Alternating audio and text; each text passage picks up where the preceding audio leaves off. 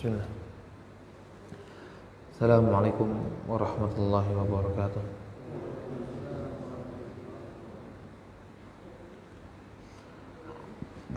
Alhamdulillah hamdan katsiran tayyiban mubarakan fi kama yuhibbu rabbuna wa yarda, asyhadu an la ilaha illallah wahdahu la syarika lah wa asyhadu anna Muhammadan abduhu wa rasuluhu sallallahu ala alihi wa sahbihi wa sallam tasliman mazida ma ba'd. Setelah beliau menyebutkan bahwa kalimat tauhid adalah urwatul wuthqa, maka yang keempat beliau menyebutkan kalimat tauhid adalah sebuah allati ja'alaha Ibrahim kalimatun baqiyah fi aqibihi la'allahum yarji'un, yang dimana Allah Subhanahu wa ta'ala jadikan untuk Nabi Ibrahim kalimat yang tetap di setelah Nabi Ibrahim. Semoga orang-orang setelah Nabi Ibrahim terus kembali kepada Allah Subhanahu wa ta'ala. Jadi hadiah ini yang Allah Subhanahu wa ta'ala berikan kepada Nabi Ibrahim setelah Nabi Ibrahim berdakwah kepada bapaknya dan kaumnya ketika itu. Bapaknya dan juga kepada kaumnya di negeri Babil, di negeri Babilonia, di mana Allah Subhanahu wa taala mengabadikan kisah ini di dalam surah Az-Zukhruf ayat 26. Zukhruf ayat 26, yang dimana Allah Subhanahu wa taala berfirman, wa idz qala Ibrahim li abihi wa qaumihi innani bara'un mimma ta'budun illa alladzi fatarani fa innahu sayahdin. Maka ketika Nabi Ibrahim alaihissalatu wassalam berdakwah kepada ayahnya dan kepada keluarganya, dengan dakwahnya kemudian di penghujung dakwahnya Nabi Ibrahim itu berkata kepada mereka, karena mereka tetap melakukan kesyirikan, innani bara'un mimma ta'budun, aku berlepas diri dari sesembahan yang kalian sembah. Aku berlepas diri dari kesyirikan yang kalian lakukan. Aku berlepas diri dari kesyirikan yang kalian lakukan. Maka setelah berkata demikian, apa? Illa alladzi fatarani, kecuali yang memberikan fitrah kepadaku dan yang memberikan hidayah kepadaku. Jadi maksudnya kecuali Allah Subhanahu wa taala. Jadi awalnya Nabi Ibrahim innani bara'un mimma ta'budun, kepada seluruh sesembahan. Illa fatarani, kecuali kepada Allah Subhanahu wa taala. Maka disebutkan oleh para ulama seperti Khalid Al-Juhani, maka beliau menyebutkan apa?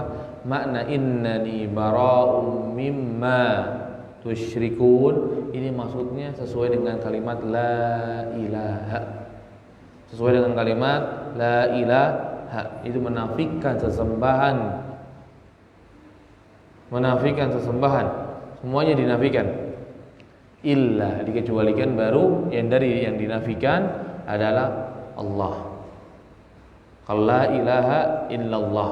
Nah, kalau di ayat ini illa alladzi fatarani, kecuali yang memberikan fitrah kepadaku. Itu maksudnya Allah Subhanahu wa ta'ala. Yang memberikan fitrah kepada kita adalah Allah Subhanahu wa ta'ala, dan dialah Allah Subhanahu wa ta'ala yang akan memberikan hidayah kepadaku. Maka ini sebuah kalimat yang diucapkan oleh Nabi Ibrahim setelah kaum dan ayahnya tidak mau dengar. Sudah didakwai berulang-ulang kali tapi enggak mau dengar. Maka Nabi Ibrahim berkata, udah, innani bara'un mimma tusyrikun, kemudian mimma ta'budun illa alladzi fatarani fa innahu sayahdin. Ibrahim alaihissalatu wassalam menutup dengan memberikan hadiah kepada Nabi Ibrahim. Apa?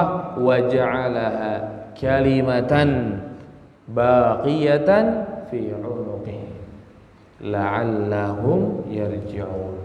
Maka Allah Subhanahu wa ta'ala jadikan kalimat la ilaha illallah baqiyah, tetap.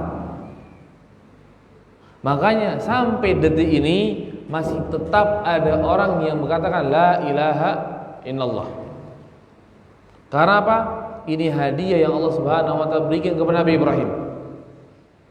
Ya, bapaknya dan umatnya ketika itu orang-orang Babel enggak mau dengar tapi Allah jadikan kepada Nabi Ibrahim suatu hadiah yang sangat hebat bagi orang-orang setelahnya akan tetap mengucapkan la ilaha illallah sebagaimana yang diperjuangkan oleh Nabi Ibrahim. Makanya salah satu dikatakan la ilaha illallah ada sebuah kalimat yang Allah jadikan kalimat tersebut akan tetap sampai akhir zaman. Akan tetap sampai akhir zaman. Kalimatnya tetap akan ada. Kalimatnya tetap akan ada. Supaya apa? La'allahum yarji'un. Supaya manusia ini kembali. Dari zaman Nabi Ibrahim sampai zaman sekarang terus ada orang yang mengucapkan la ilaha illallah dan terus ada orang yang berpegang teguh kepada la ilaha illallah. Supaya orang yang lain berpikir ketika itu tidak ada masuk Islam dari Babil. Makanya Nabi Ibrahim berkata kepada istrinya, katakan ketika Raja Mesir nanya siapa engkau dengan nisbat kepada laki-laki itu, maka jawablah aku saudaramu. Karena yang beriman ketika itu cuma hanya Nabi Ibrahim dengan istrinya dan tambah saudaranya yaitu Lut alaihissalam. Hanya 3 orang yang masuk Islam. Hanya tiga orang. Yang lain tidak masuk Islam. Orang yang didakwai dari negeri Haran, yang didakwai dari negeri Babil, tidak masuk Islam. Maka Allah Subhanahu wa taala ingin menghibur Nabi Ibrahim dan memberikan hadiah apa? Wa ja'alaha kalimatan baqiyatan fi 'aqibihi la'allahum yarji'un. Jadikanlah kalimat ini walaupun mereka tidak tetapkan, mereka tidak ucapkan, tapi akan tetap ada sampai akhir zaman. Maka akan tetap ada sampai akhir zaman. Maka nanti di akhir zaman orang-orang hanya tahu bahwa dulu orang-orang mengucapkan Allah tapi tidak tahu apa itu Allah. Mereka tahu dengan kalimat tersebut tapi mereka nggak tahu itu apa. Ya cuma hanya sebuah kalimat yang diucapkan oleh orang-orang terdahulu. Apa Anda tahu? Yang namanya mereka sudah di akhir zaman yang kemudian setelah terjadi seperti itu orang-orang tidak tahu lagi dengan la ilaha illallah. Walaupun mereka tahu ucapannya, maka baru terjadi kiamat. Barulah terjadi kiamat. Sampai mereka ucapkan Allah, ya Allah. Tapi apa? Enggak tahu. Nah, baru terjadi kiamat. Kenapa ini terjadi? Tetap ada kalimat ini tetap baqiyah karena hadiah dari Allah Subhanahu wa taala kepada Nabi Ibrahim.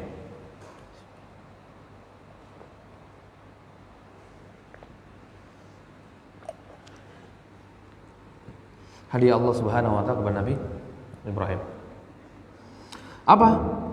Maka Ibnu Katsir rahimahullah ketika menafsirkan ayat ini, beliau mengatakan hiya ibadatullah.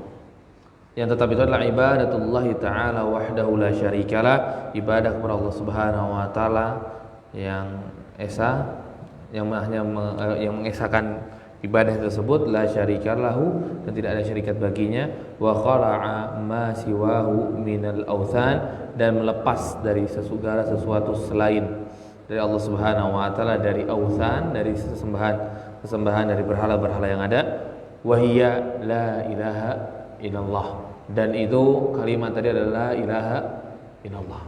Itu kalimat la ilaha illallah yang dimana ay ja'alaha daimatun fi dzurriyyatihi yaqtadi bihi fiha man hadahullah min dzurriyyati Ibrahim. Maka Allah Subhanahu wa taala jadikan apa? Kalimat tersebut akan terus ada di dalam keluarga Nabi Ibrahim, keturunan Nabi Ibrahim, yang dimana mereka akan tetap tegar untuk membela, berpegang teguh karena Allah Subhanahu wa taala memberikan hidayah kepadanya. Untuk apa? Untuk mendapatkan la'allahum yarji'un, supaya mereka kembali, tetap kembali kepada Allah Subhanahu wa taala. Sebuah ungkapan yang sangat indah dari Ibnu Katsir rahimahullah, menyebutkan kalimatan baqiyatan, itu adalah kalimat la ilaha illallah. Maka kalimat la ilaha illallah walaupun pendek tapi dia tetap kekal.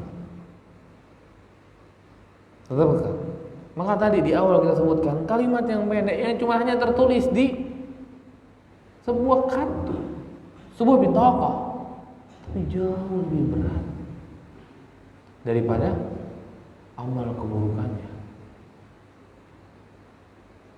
Begitu juga ketika Allah Subhanahu wa taala sedang menjelaskan tentang apa? Tentang orang yang mendapatkan yang melakukan dosa yang sangat besar. Hatta ananas sama disebutkan dosanya itu kalau diibaratkan sampai mentok langit,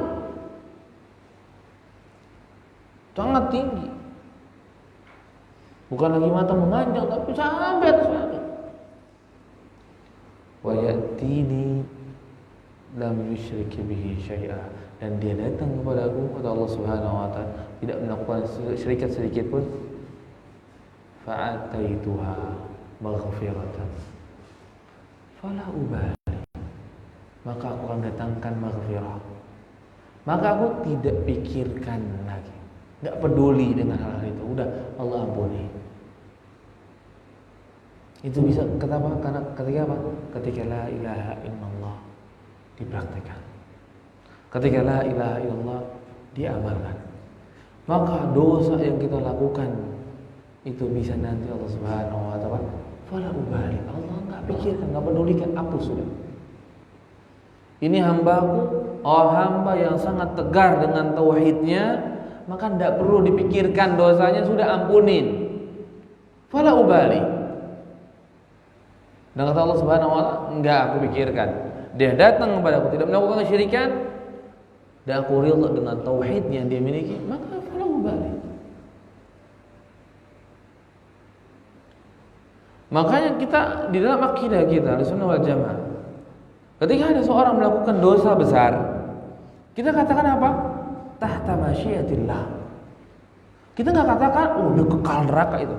Dia zina, mau kekal neraka, dia berbuat zina. Oh dia membunuh, wa may yaqtul mu'minan muta'ammidan fajaza'u jahannam khalidan fiha. Oh dia membunuh, maka dia kekal neraka. Tidak. Karena menyebutkan jazaan khalidun jahannam khalidun fiha, oh neraka jahannam kekal dia. Maka akidahnya Ahlussunnah wal Jamaah tidak mengatakan dosa wahid. Semakin tingginya tahu? Semakin tinggi tauhid. Maka apa? Masih memungkinkan Allah ampuni tanpa memikirkan. Enggak memikirkan, tanpa memikirkan bagaimana dosa yang dilakukan. Allah ampuni sudah. Nikmat yang Allah Subhanahu wa taala berikan kepada kita. Tapi makna mau sebaik apapun orang tersebut, maka Aisyah radhiyallahu anha berkata kepada Abdullah bin Jada'an, pamannya. Dan Rasulullah sallallahu alaihi wasallam pernah menyebutkan sebuah ungkapan kepada Abdullah bin Jada'an. Sebagai menunjukkan Jada'an dan menunjukkan Jada'an. Sebuah kalimat yang menunjukkan bahwa baiknya Abdullah bin Jada'an. Apa? Kalau seandainya aku dipanggil kembali oleh Abdullah bin Jada'an di masa Islam dengan panggilan yang semisal, maka aku akan datangi dan aku akan ikut. Karena ketika itu Abdullah bin Jada'an seorang pemimpin untuk memberantas kezaliman di musyrikin Quraisy, ataupun terutama ketika di kota Mekah. Karena As ibni Wa'il atau Al-As ibni Wa'il itu menghalangi manusia, menghalangi hartanya untuk diberikan kepada orang yang berhak untuk diberikan. Maka Abdullah bin Jada'an memanggil orang-orang yang masih hanif untuk memberantas kezaliman ini, dan salah satunya dipanggil oleh Rasulullah SAW, Muhammad bin Abdullah, sebelum menjadi nabi. Maka Rasul menyebutkan, kalau di masa Islam Abdullah bin Jada'an memanggilku untuk permasalahan seperti itu, memberantas kezaliman, akan aku datangi. Karena kedudukan Abdullah bin Jada'an. Tapi ketika Aisyah bertanya, bagaimana keadaan Abdullah bin Jada'an? Dia orang yang baik, dia selalu menyambung satu rahmi, dia selalu ringan tangannya sedekah. Maka kata Rasulullah SAW, huwa finnar, dia di neraka. Kenapa? Dia tidak mengucapkan la ilaha illallah. Ketika Rasul diutus, beliau tidak mengucapkan asyhadu an la ilaha illallah wa anna Muhammadar Rasulullah. dia tetap dalam kemusyrikannya, dia tetap dalam menyembah kepada selain Allah Subhanahu wa taala. Maka sebaik apapun tidak bermanfaat kebaikannya dia di akhirat. Allah sudah ganti di dunia. Dia berbuat baik di dunia, Allah ganti di dunia. Dia membantu orang, Allah akan bantu di dunia, selesai. Dia tidak ada sedikit pun hadzun min fil akhirah. Dia enggak ada sedikit pun urusannya di akhirat, sudah. Putus. Akhirat putus karena enggak beriman. Tidak beriman. Di akhirat mereka tidak akan dapatkan sedikit pun. Yang di akhirat yang akan mendapatkan ganjaran pahala kebaikan hanyalah orang-orang ahli tauhid. Maka ketika ditanya oleh Abu Hurairah radhiyallahu anhu, "Man anfa'un nas bi syafa'atika ya Rasulullah?" Maka ditanya oleh Abu Hurairah radhiyallahu anhu, "Ya Rasulullah, siapalah manusia yang paling merasa mendapatkan manfaat atau yang paling gembira mendapatkan syafaatmu nanti di yaumil qiyamah?" Maka jawabannya ahlut tauhid. Ahlul la ilaha illallah.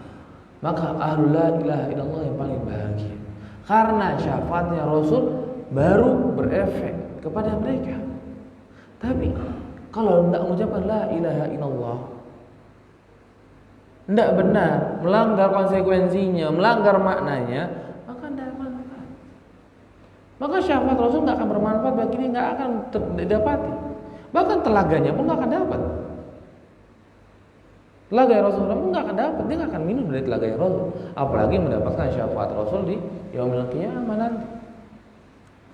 Maka semua hal-hal kebaikan nanti di akhirat akan didapati ketika kita memiliki tauhid, memperhatikan kalimat la ilaha illallah. Mungkin ini yang bisa disampaikan insyaallah di pertemuan yang akan datang. Kita masuk ke dalam perkataan beliau, walaisal muradu qawluhu bil lisani ma'a jahli bi ma'naha. Maka beliau menyebutkan, maka tidak benar maksudnya ucapan di sini dengan lisan hanyalah sebatas ucapan tanpa bersamaan dengan bodoh dalam permasalahan maknanya. Maka bukan itu yang dimaksud dengan ucapan la ilaha illallah. Kita akan bahas di pertemuan yang akan datang. Syukran wa barakallahu fikum. Tutup, mungkin ada pertanyaan yang ingin ditanyakan. Assalamualaikum warahmatullahi wabarakatuh. Assalamualaikum. Menanyakan tadi disebutkan bahwasanya kaum musyrikin jahiliyah seperti Abu Jahal, Abu Lahab, Abu itu mereka mungkin mengetahui mana la ilaha illallah. Sedangkan untuk kaum muslimin sekarang itu kebanyakan mungkin tidak belajar mungkin. Terus mereka tidak memahami makna dan syarat-syarat serta rukun la ilaha illallah itu, apakah persaksian mereka itu di sisi Allah itu diterima atau tidak? Barakallahu fiik. Yang pertama, ketika dia melaksanakan maknanya, melaksanakan konsekuensinya, dan dia tidak tahu maknanya, tapi konsekuensinya dilakukan, dia nggak melakukan kesyirikan sedikit pun, maka dia akan selamat. Dia akan masih selamat. Tapi kalau dia nggak tahu maknanya dan dia tidak melakukan konsekuensinya, maka dia nggak selamat. Mungkin ada orang yang nggak ngerti dengan bahasa Indonesia, kemudian dijelaskan kepada dia bahwa la ilaha illallah, jangan nyembah kepada Allah. Maka dia tinggalkan, dia sesembah kepada Allah Subhanahu wa taala. Dia hanya menyembah kepada Allah Subhanahu wa taala tanpa tahu makna la ilaha illallah apa sih artinya. Apa sih artinya? Tapi dia melakukan ibadahnya, ibadah hanya kepada Allah, diberikan hanya kepada Allah Subhanahu wa taala, maka sah la ilaha illallah. Masih saya katakan la ilaha illallah. Begitu dengan syaratnya. Dia melakukan semua syaratnya la ilaha illallah. Melakukannya secara amal lakukan, tapi ketika disuruh sebutkan syarat la ilaha illallah dia tidak tahu. Ya, maka orang yang masih mengamalkannya maka masih selamat. Maka tinggal orang tersebut harus belajar supaya tahu, supaya ketika mengamalkan lebih mantap. Ketika dia benar-benar meninggalkan sesembahan selain Allah, meninggalkan berhala, meninggalkan pohon, meninggalkan keris dan yang lainnya semuanya dari sesembahan kepada selain Allah, itu lebih mantap. Kenapa? Ini karena perintah Allah. Oh, mana la ilaha illallah. Karena ini konsekuensi dari la ilaha illallah. Ini salah satu syaratnya la ilaha illallah. Oh, ini termasuk rukun yang kedua dari la ilaha illallah. maka akan semakin kuat pegangannya kepada urwatul wuthqa ini. Urwatul wuthqa tersebut. Ya, syukran. Ada lagi yang tanyakan?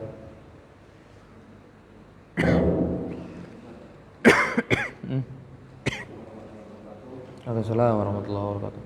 Apakah ada keutamaan mengucapkan la ilaha illallah mungkin 10 kali, 100 kali atau 1000 kali dalam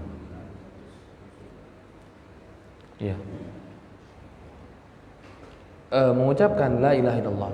Kan Rasul menyebutkan afdhalul dzikr la ilaha illallah. Sebaik-baik zikir adalah la ilaha illallah. Tapi la ilaha illallah diucapkan bukan secara mufradnya ketika dalam zikir. Maksudnya bukan hanya la ilaha illallah, tapi dia disambung dengan yang lainnya. Dengan zikir yang lainnya, dan tidak mufrad cuma hanya la ilaha illallah saja. Dan untuk bilangan tidak didapati berapa bilangan yang diucapkan dalam sehari semalam. Tidak ada bilang mau 10, 200, 100, 1000, 2000, tidak ada bilangan hal tersebut. Maka ketika tidak ada, ya maka kita baca dengan secara mutlak. Subhanallah walhamdulillah wa la ilaha illallah wallahu akbar. Baca terus. Baca semampu kita. Terus baca. Panjangkanlah bacaan tersebut dan rutinkan bacaan tersebut, zikir tersebut. Kalau di 10, 1000, 100, tidak ada satupun hadis yang menceritakan hal tersebut, yang mengkabarkan kepada kita zikir ini 1000, yang zikir ini 100. Bahkan zikir yang paling banyak yang diriwayatkan oleh Rasulullah SAW itu cuma hanya jumlah 100. Kalau 1000 ini belum didapatkan sampai 1000 riwayat yang sahih. Tidak ada. Yang ada cuma 100, maksimal 100. Seperti kita zikir pagi petang 100. Seperti zikir kita ketika sholat, subhanallah, alhamdulillah, Allahu akbar 33 kali. Kemudian Rasul menyebutkan, kemudian sempurnakan dengan la ilaha illallah wahdahu la syarikalah, tammat lahul mi'ah. Maka sempurna bagi 100. Karena biasanya 100. 100. Sempurnakan jadi 100. Dan lebih dari 100 tidak ada riwayat yang menyebutkan. Ada zikir yang lebih dari 100. Jadi 1000, 10.000. Tidak ada. Tidak ada. Maka kalau kita mau berzikir dengan itu, zikirlah dengan mutlak kita. Zikir dari pagi sampai siang, misalkan dari jam 7 sampai jam 10, silakan. Di kendaraan kita baca subhanallah walhamdulillah wa la ilaha illallah wallahu akbar. Subhanallah walhamdulillah wa la ilaha illallah wallahu akbar. Berjam-jam silakan.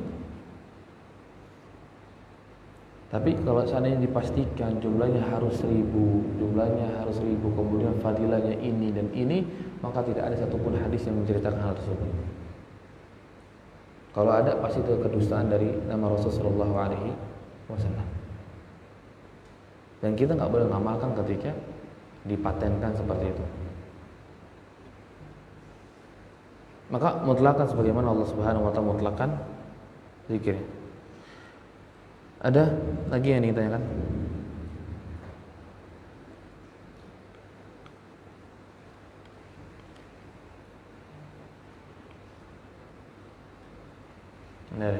Barakallahu fikum.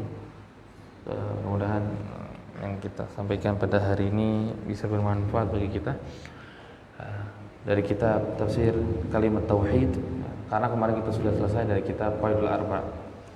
Syukran. Assalamualaikum warahmatullahi wabarakatuh.